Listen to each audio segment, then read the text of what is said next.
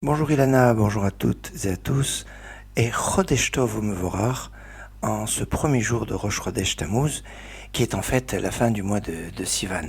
Le mois de Tammuz, c'est un mois qui a un côté triste, c'est le mois qui va voir le veau d'or, la première brèche dans les murailles de Jérusalem, le début de la période qu'on appelle Bein HaMetzarim, entre les défilés de ces 3 semaines à partir du 17 Tammuz jusqu'au 9 Av, où il n'y a pas de mariage, ou une période de tristounette, c'est le moins qu'on puisse dire.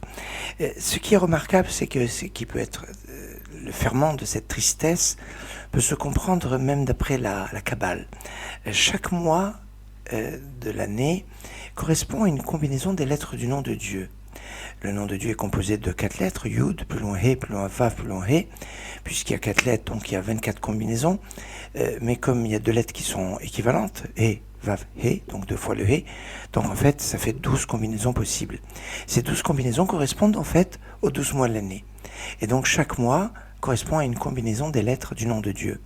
Le mois de Tammuz, que nous commencerons exactement demain, est le mois où le nom de Dieu est complètement à l'envers. Ça commence avec le He, après c'est le Vav, après le He, après le Yud.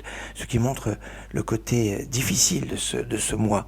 Et les kabbalistes relient toujours cette combinaison des lettres du nom de Dieu à un verset. Et curieusement, eh bien, le verset qui est lié avec cette combinaison des lettres du nom de Dieu est dans la bouche de Haman, dans la Megillat Esther. Quand Haman est au sommet de sa gloire, quelque part, il a tous les honneurs, il a été même invité au festin que Esther a offert pour le roi et pour lui-même. Il a la richesse, il a la renommée, il a tout.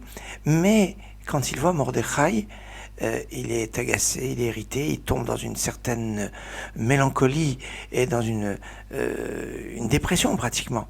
Et il dit Vecholze Eini nous cheveli. Et tout ça, tout ce que j'ai, tout ce bien, Eino cheveli, tout ça, ça vaut rien.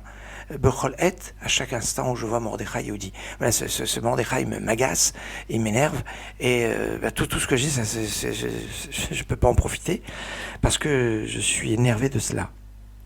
Vechol Zé ça finit avec un He, et Nenu ça finit avec un Vav, Chauvé ça finit avec un He, Li avec un Yud, He, Vav, He, Yud, c'est le nom de Dieu à l'envers. Et c'est dans la bouche de Haman, dans cette suffisance de son ego, de cet orgueil sans limite, qui n'a pas qui ne peut pas être assouvi, que s'il peut éliminer Mordechai.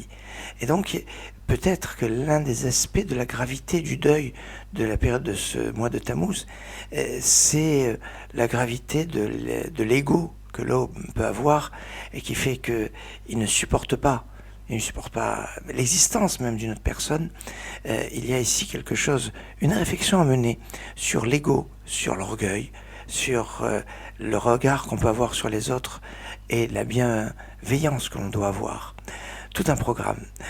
Excellente journée et Chodesh Tov Umevorach.